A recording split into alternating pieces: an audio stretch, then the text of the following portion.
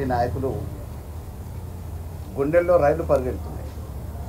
ఆ క్రమంలోనే ఇప్పటికీ కూడా ఓటర్లను ప్రభావితం చేయడానికి, అక్కడ బీఆర్ఎస్ పార్టీ కార్యకర్తల్ని నాయకుల్ని భయభ్రాంతుల్ని చేయడానికి యథేచ్ఛగా ప్రజాస్వామ్యాన్ని కూని చేసే విధంగా ఈరోజు అధికార పార్టీ నాయకులు, ఒక ఉన్నత స్థాయిలో ఉన్నవాళ్ళు, ఎమ్మెల్యేలు, ఎమ్మెల్సీలు, చైర్మన్లు, వివిధ హోదాలలో ఉన్న వాళ్ళందరూ అక్కడ ప్రత్యక్షమై ఈరోజు విచ్చలవిడిగా డబ్బులు పంచుతూ బీఆర్ఎస్ కార్యకర్తల మీద దాడులు చేస్తూ ఉన్నారు భౌతికంగా. ఈ విషయాలన్నింటినీ కూడా ఎన్నికల సంఘం దృష్టికి తీసుకుపోయి అనేక సందర్భాలలో వినతి పత్రాలు ఇస్తూ ఉంటే వాటి మీద ఇంతవరకు ఎటువంటి చర్యలు చేపట్టిన దాఖలాలు లేవు.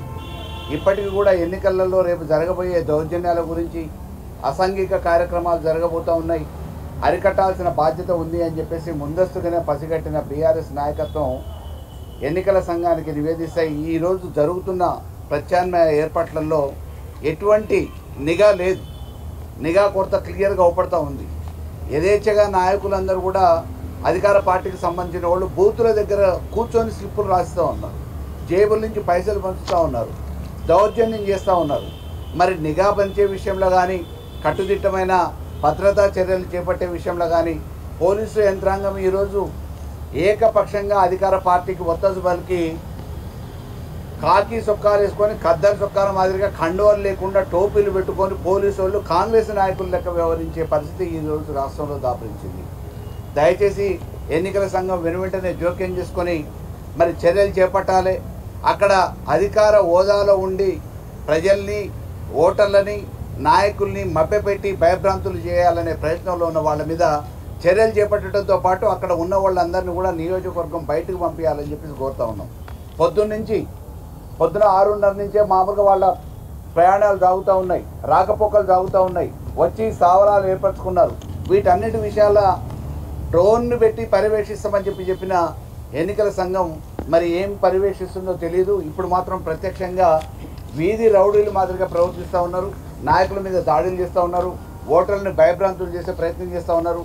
బీఆర్ఎస్ పార్టీ గెలుపుని ఆపటానికి అనేక రకాల ప్రయత్నాలు చేస్తూ ఉన్నారు. ఓటర్ మహాశయులు మాత్రం తప్పకుండా ఒక నిశ్శబ్ద విప్లవాన్ని ఈరోజు రేపు ప్రదర్శించబోతూ ఉన్నారు. ఈరోజు ఒక నిశ్శబ్ద విప్లవం జరుగుతూ ఉంది జూబ్లీ హిల్స్ ఉప ఎన్నికలలో. ఓటర్లందరూ కూడా తిరిగి మళ్ళీ కేసీఆర్ రావాలి, కారే రావాలి, ఈ రాష్ట్రాన్ని సరిదిద్దగలిగిన నాయకుడు పునర్వైభవం రావాలనంటే కేసీఆర్ రావాలనే ఒక ఆలోచనతోనే ఉన్న ఓటర్ని భయభ్రాంతులు చేయడానికి వాళ్ళ వైపు మభ్యపెట్టి సామభేద దాన దండోపాయాల్ని ప్రయోగించే ప్రయత్నం చేస్తూ ఉన్నారు. వీటి మీద కఠినమైన చర్యలు తీసుకోవాలని చెప్పేసి ఎన్నికల సంఘానికి ఈరోజు మేము ఒక మెమోరాండం, వినతి పత్రాన్ని సమర్పించడం జరిగింది. చర్యలు చేపట్టడంతో పాటు అక్కడున్న నాయకులందరినీ కూడా నియోజకవర్గం నుంచి బయట పంపించి ఈ రౌడీజం చేయకుండా బీఆర్ఎస్ పార్టీ కార్యకర్తల్ని ప్రలోభ పెట్టకుండా, భయపెట్టకుండా ఉండేటందుకు కఠినమైన చర్యలు తీసుకోవాలని ఎన్నికల సంఘాన్ని కోరుతా ఉన్నాం. తప్పకుండా ఈ ఎఫ్ఐఆర్ బుక్ చేసినామని చెప్పారు. ఎఫ్ఐఆర్ చేస్తున్నారు, కానీ వాళ్ళని బయటకు పంపించాల్సిన బాధ్యత ఉంది కదా. కేవలం కేసుల వరకే పరిమితమయ్యి, మామూలుగా కాగితాల వరకే పరిమితమైందనంటే మేము వినతి పత్రం ఇచ్చినాం, మేము ఒక కేసు రాసినామనంటే కాదు. వాళ్ళ మీద వెంటనే అక్కడి నుంచి బయటకు పంపించే ప్రయత్నం చేయాలి, కఠినమైన చర్యలు తీసుకోవాలి, కట్టుదిట్టమైన భద్రతా చర్యలు కూడా చేపట్టాలని కోరుతున్నాం.